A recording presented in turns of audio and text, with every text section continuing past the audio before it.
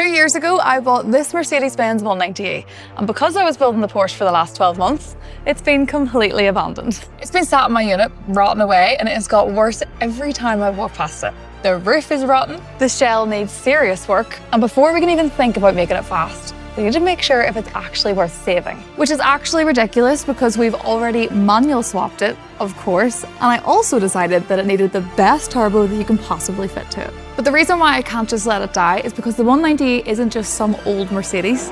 It went up against icons like the E30 M3, the Sierra RS Cosworth, and the Alfa 155 in one of the best eras of touring car racing.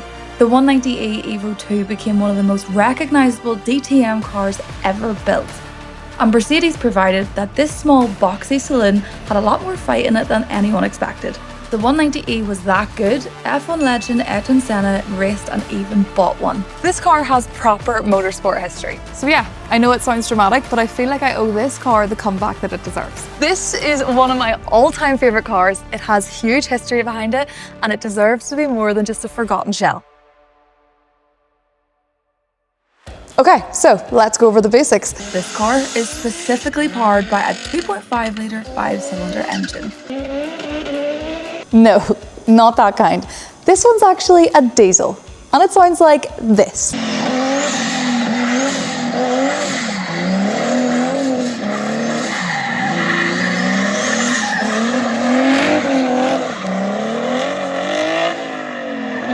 But just because the diesel doesn't mean that it's slow.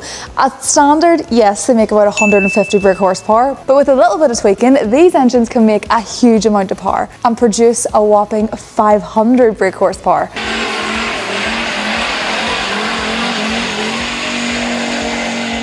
And with torque that will easily send you to the moon.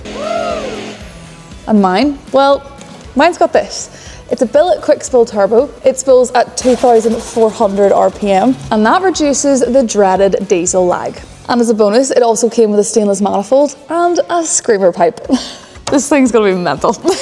Now, for anybody that doesn't know what an OM605 engine is, it's actually quite an uncommon engine, and this is where we get into a little bit of German wizardry. In a world full of computers, ECUs, and AI, this thing is fully mechanical, and it can run with zero electronics. No computers, no ECUs. This engine here can run completely self-sufficiently outside of the car, which is absolutely ridiculous when you think about it. I'd say the OM605 is the Swiss army knife of engines, because you don't just find them in old Mercedes road cars. People have put them in high-speed boats, old Land Rovers, and people even use them to compete for drifting. And probably an old tractor somewhere. They're cheap to buy, cheap to tune, and because they're fully mechanical, they're pretty simple to work on. And the tuning recipe is almost stupid because all you need is a bigger turbo, bigger fuel pump, and a 10mm spanner. Yep, I'm not even joking.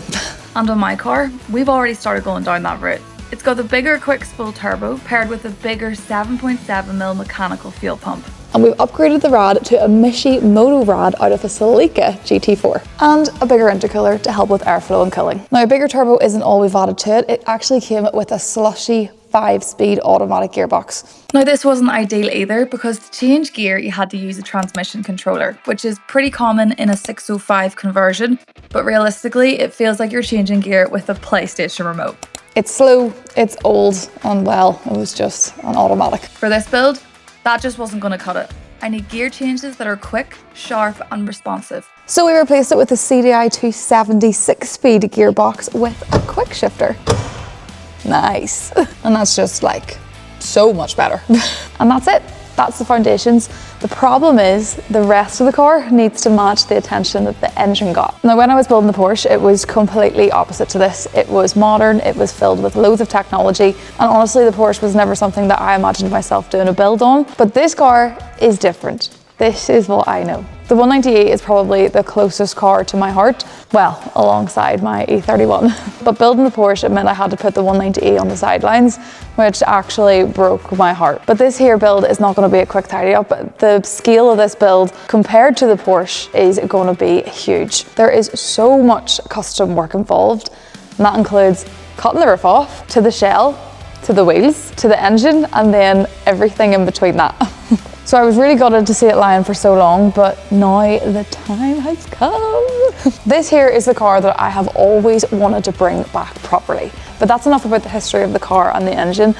Now we actually have to do some work. And the first thing on the agenda is to see if this thing actually still runs. Now, it has been 12 months since I last had this car running, and when I did have it last running, we had some issues. It was that long ago, I can't even remember what the issues are, but before we crack on with the build, I need to know whether we actually have a project in place, because there is zero point in talking about bigger turbos, custom body kit, and bringing this car back to life if it won't even start. So hopefully at the end of the video, we're going to hear a crazy startup from this diesel 5-cylinder engine. Now this is where it starts to get a little difficult. It's been a year since I took this apart, and honestly, I can't remember exactly how it goes back together. Or maybe there was no gasket to begin with. So we're going to start with the essentials and get the important bits back on first. First up is the inlet manifold. Now this manifold has actually been modified from a 6-cylinder manifold into a 5-cylinder one. And you can see the joints here where it's been cut and reworked. The reason for doing this is because from factory, the 605 usually has the airbox running over the top of the engine cover. But with this setup, we can get rid of that, run a much cleaner layout and have a smoothed engine cover, which makes the whole bay look so much tidier. Now, because we've already been working on the engine, we need to make sure all the air intakes are properly clean before we start plumbing everything back together. The last thing we want is any dirt, dust or debris getting pulled into the engine once it fires up. So I'm going to give everything a proper check over first and make sure the intake side is spotless. And as you can see, we definitely did have some dirt. Now that everything's nice and clean, we can move on to getting the manifold installed.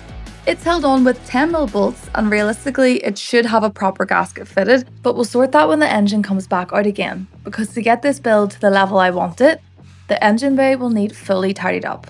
But right now the goal was to get it running and moving. Nip all the bolts up and then move on to fitting the intercooler pipe. Once that's on, the engine is fully plumbed back in, which means we're one step closer to finally hearing this thing run. So this contraption here is your throttle pedal position sensor. It is quite the job. Now this is what the previous owner put into the car, but it wasn't plugged into anything. So what we think they've just used it for is, because it's spring loaded, they've just used it for the throttle cable and that's it. So we're obviously going to get rid of the modifications like this and fit it with much nicer stuff. But right now this is what we're working with. Wow. Now this is one of the hardest parts of buying someone else's unfinished project. You're not just buying a car, you're trying to understand every decision that was made before you ever touched it. And this is a perfect example. Nothing about this setup is standard, which means before we can move forward, we have to reverse engineer someone else's idea of a solution. Now from what I can work out, they've connected the throttle cable to this spring-loaded mechanism. So when you press the pedal, it pulls the cable, opens the throttle, and then it springs back again. Technically, it does work, but it's messy, it's untidy, and it definitely isn't how I want this engine bay to look when the car is finished. So that is another job added to the list, and one of those hidden jobs that will probably take hours to sort. We're getting close now, guys. There's just the glue plug module to connect, a few earths to sort, and then we should be ready to see if she starts. Considering this has been apart for about a year, I'm very curious to see what happens when we finally turn this key. Now, one thing I definitely need to say throughout this build is hydrated. And luckily for us, this build is sponsored by Holy. But before we go any further, I want to say a massive thank you to every single one of you that has supported the channel so far. And one of the best ways to support the channel is to click the link below and use those discount codes. Now, Holy have dropped off a bundle of their favorite flavors. And to be honest, whenever I first got these, there was a lot more than this, but I've loved them so much, I've drank them all. But the cool thing about these is they all do different things. So depending on what mood you're in, Holy have you covered. Whether you need a bit of energy or you're trying to stay hydrated, they have ones with electrolytes in them. They even got iced tea, or if you just fancy something sweet, they even have got milkshakes. Now, I've tried a lot of these flavors, but my favorite has to be the strawberry shark energy, because that is exactly what I need to keep up with this build. And apparently the World Cup is on, and Holy have released new flavors and new bundles for all you football fans. Now, I know nothing about football, but I do know that I like Holy, so I am very excited to try these new flavors. Thank you so much to Holy for sponsoring this video, and I need to make sure I get some more because I'm running out. But now it's time to get back to the 190. Now, at this point, the stakes are a lot higher than just seeing if an engine starts. If this doesn't run, it's not going to be a quick fix. It could mean weeks of fault finding, rebuilding, or worst case scenario, trying to find a replacement engine. And financially, this build is completely on me. With the Porsche, I had people around me. I had help, support, and a bigger team behind it. But this one is different. This build is mine. The pressure, the cost, it's all on me. So as much as this is exciting, I'd be lying if I said I wasn't nervous. I get really scared because, do you know what I get scared about? The fact that it could run away. Now, before we try and start this thing, there is one thing I want to be careful of, and that is diesel runaway. Basically, a diesel could run away if it starts burning something that it shouldn't, usually oil being pulled through the turbo or a breather system. And the scary part is, if that happens, turning the key off won't always stop it. Now, OM605s are talked about for this quite a bit, especially modified ones like this, because they're usually old engines with upgraded turbos, modified pumps, custom pipework, and a fair bit of previous owner creativity. Well, that went wrong. That's the biggest risk. Get a board or something so we can like block it off, starve it. Ready? I'll be really excited if it starts again after a year, you know. All right, so this is the moment of truth. After being abandoned, pulled apart, and sat for the best part of a year, we're finally at the point if we can see if this OM605 actually wants to run again. And if we actually have a green light on the build. Let's see. Okay.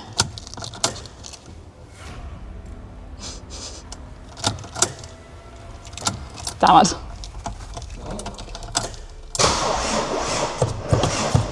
She needs more power in the battery, I think. And from what I can hear, it doesn't sound like she's getting enough power. The starter is turning, but it's slow and laggy. But luckily, I bought a brand new battery for the 840, so we're going to use that as a donor and try again. And fingers crossed, guys, that is our only issue. It does have lights on because the boot light just turned on there. I did see that. Like, Sally, do you mind getting out of my road? Are you going to start her? Let's give it another whirl.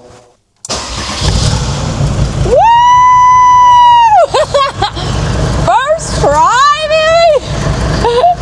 This moment was honestly epic. Not just because she started, but because this engine has been sat abandoned for a year. Pulled apart, forgotten about, but now it's alive again.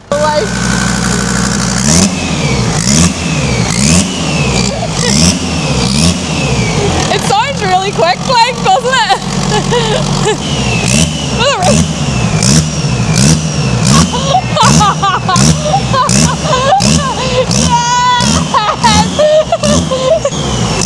That's hilarious.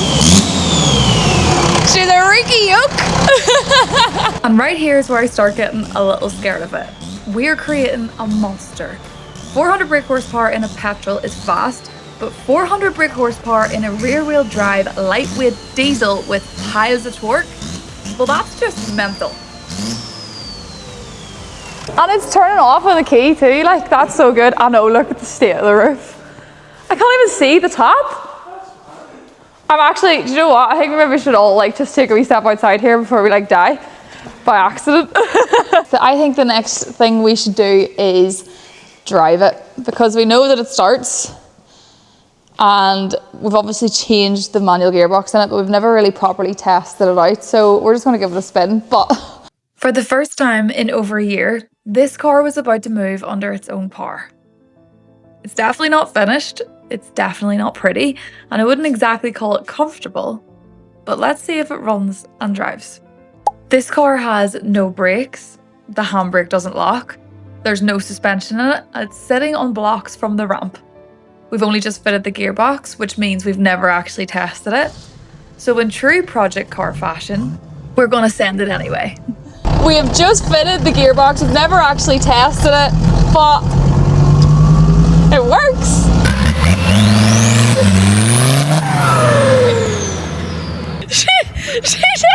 She's done a burnout! That's class! This thing's gonna be freaking mental!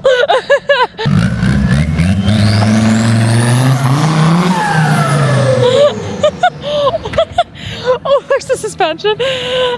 Oh, this thing is gonna be mental. Now, I did hear a clunk, but I was far too distracted by the fact that it actually moved and left tire marks. But when I turned around and looked back at it, I realised something definitely wasn't right. The car was leaning down in the driver's side rear, and you can actually see it as it's driving back into the unit.